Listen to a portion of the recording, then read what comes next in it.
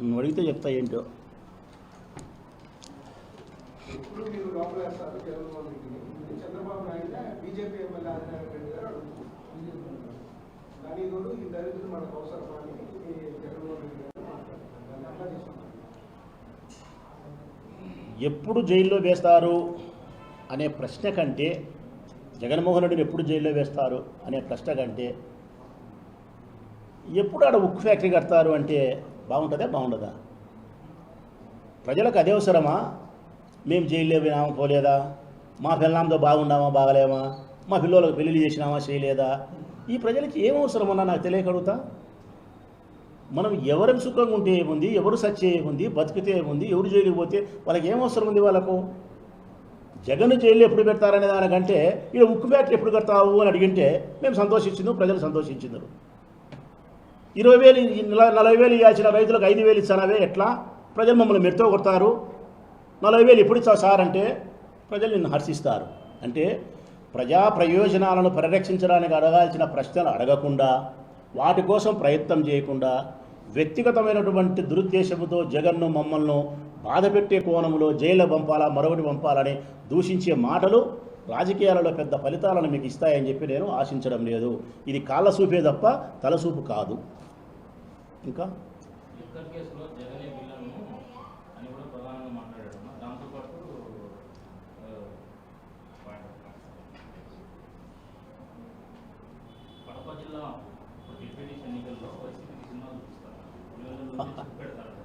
అవును, బీటెక్ రవి మాట్లాడినాడు, మా భార్య పోటీ చేస్తుందని చెప్పి గౌరవప్రదంగా చెప్పుకున్నాడు.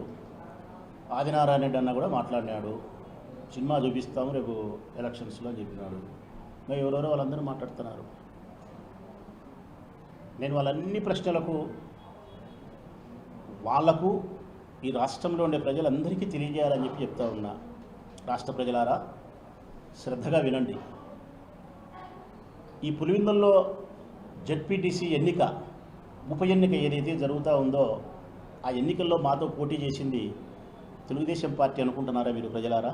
కాదు, వైఎస్ఆర్ కాంగ్రెస్ పార్టీ పోటీ చేసింది. రాజశేఖర రెడ్డి కుటుంబ గౌరవం పోటీ చేసింది. మాకు పోటీ చేసింది ఎవరంటే టీడీపీ కాదు, పోలీస్ మాతో పోటీ చేసింది. పోటీ చేస్తూ ఉండేది పోలీస్ పోటీ చేస్తూ ఉంది. నిజమిది. తెలుగుదేశం పార్టీ కాదు మాతో పోటీ చేస్తూ ఉండేది, పోలీసులు మాతో పోటీ చేస్తున్నారు. రేపు జరగబోయేది అదే. నిజంగా పోలీసులు నేను విజ్ఞప్తి చేస్తూ ఉన్నా, ఈ రాష్ట్రంలో ఉండే పోలీస్ శాఖనే ఈ ఎన్నికలలో చిన్న ఎన్నిక, మీకు ఆఫ్టర్ ఆలే 10,000 ఓట్లు ఉండే ఒక జెడ్పీటీసీ ఉప ఎన్నిక, రాష్ట్రంలో ఎక్కడ ఎన్నికలు జరగకుండా జిల్లాలో 2 చోట్ల మాత్రం ఎన్నికలు జరిగేటప్పుడు మీకు ఉండబడిన మెన్ను చాలా ఎక్కువ ఉంటుంది. పిలిపించుకుంటారు, 2 చోట్లే కేంద్రీకరిస్తారు. పులివెందుల, ఒంటిమిట్ట పోలీస్ బలగాలు ఎక్కువ ఉంటాయి. మీ దృష్టి ఎక్కువ వాళ్ళ మీద ఫోకస్ చేయొచ్చు.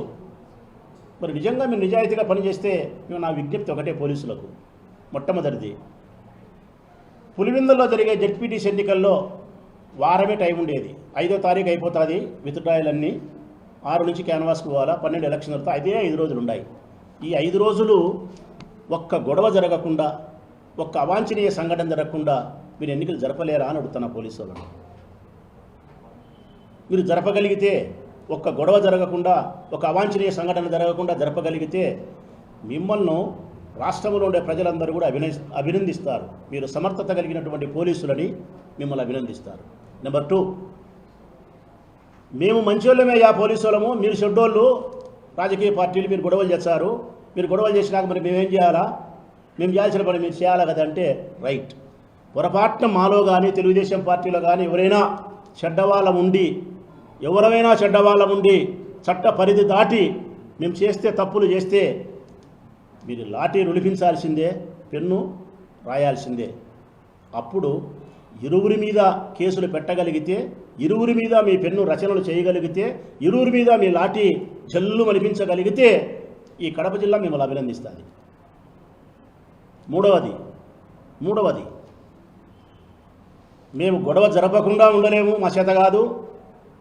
గొడవ జరిగిన తర్వాత ఇద్దరి మీద కేసులు పెట్టాం, ఇద్దరిని లాఠీలతో కొట్టాం, వైఎస్ఆర్ కాంగ్రెస్ పార్టీ వాళ్ళ మీద కేసులు పెడతాం, వైఎస్ఆర్ కాంగ్రెస్ పార్టీలని లాఠీలతో కొడతాం అని చెప్పి 5 రోజుల్లో మీరు నిరూపణ చేస్తే ఈ ప్రభుత్వానికి మీరు పహారా కాసినారనేది నిజం.